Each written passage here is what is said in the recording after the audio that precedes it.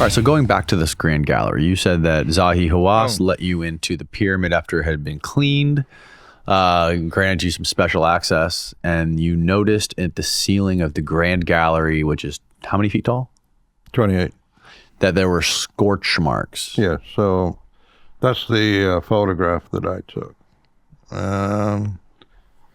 Right here, you see those scorch marks. But Okay, what is this diagram here down on the left? Okay, These so balls going up. this is what I wrote in the Giza power plant, was that there are 27 pairs of slots on the ramps, the side ramps of the Grand Gallery. Okay, so if you look at this area right here, you see the ramps, right?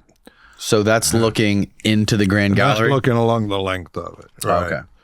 And so I speculated that the Grand Gallery had held these resonators, and I had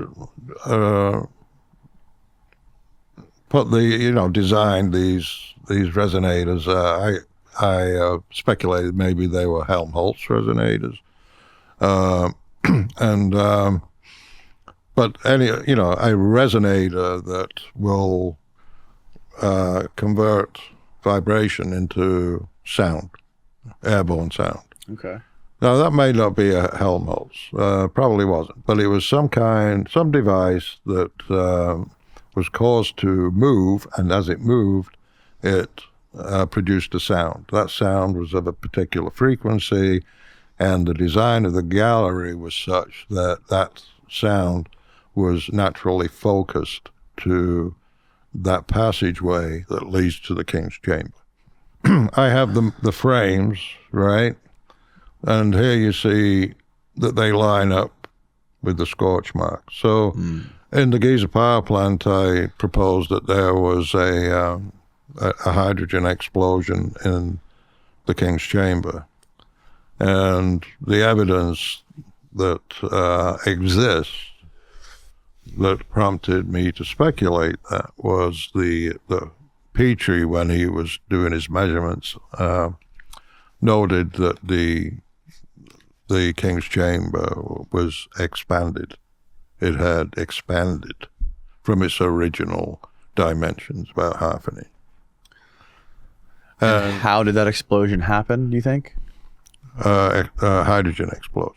I would speculate that there was a time in history when you had this remarkable civilization that were in possession of advanced science, advanced engineering, advanced mechanical machining, and all of those facilities that we use daily to keep our civilization going existed at some level. Maybe not as sophisticated as ours, maybe more sophisticated as ours.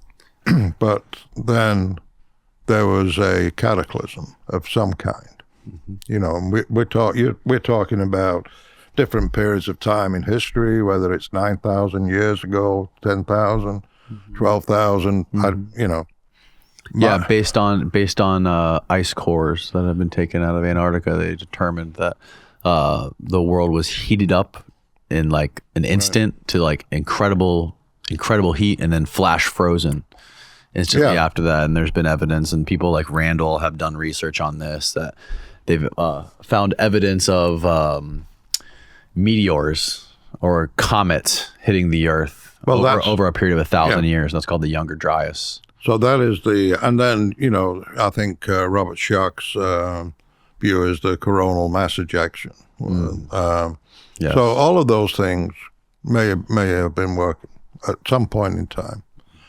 The comet strike is probably, I think, for me, the most convincing in terms of the effect that it had on the pyramids, because the pyramids were built, were finely tuned to resonate to the frequencies of the Earth.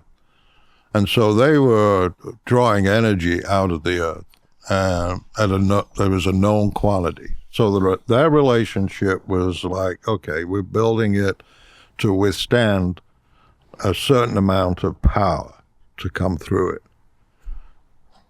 And then a comet strikes. Right. Okay? Right. And so there's, as long as we were a contained system, working with known energy levels, everything functioned okay. Right. But when you introduce energy from an outside source of such a massive amount, then the coupled oscillator becomes what is known as a runaway vibrator. In other words, it cannot pass through the amount of energy that it is receiving. It just can't handle it. Which caused the hydrogen explosion. Which causes, first of all, the probably shuck apart. You have a closed system. The blocks were stripped off the outside. Whatever mechanisms that were attached to the shafts on the outside, the King's Chamber shafts, were removed. It was exposed. Air, oxygen entered into the King's Chamber, mixed with the hydrogen, and then the spark just set it off. Maybe coming from the outside, right, and down into the pyramid. Right. So everything inside, all the intricate parts inside these chambers and these shafts, like the shaft here, would have been fried, causing the scorch marks on the ceiling. Now, did you, when you came up with this diagram of these frames with these round things in the middle, what are those round things supposed to be? Well, resonators. I identify them as resonators. Now, of different frequencies. So they resonate at different frequencies. And did you come up with this diagram before you saw the scorch marks? Like, did you theorize that that's what it would look like inside the Grand Gallery before you saw those scorch marks? Well, it was in my book in 1998, and I didn't know about the scorch marks then. And the scorch marks weren't visible until 2001. When they cleaned it. After they had cleaned it. Wow. Yeah, I mean, there's more too. I don't know if we're going to have time to get it. Let's go deeper. Let's go deeper, Mr. Dunn. I'm going to have to talk to my union rep.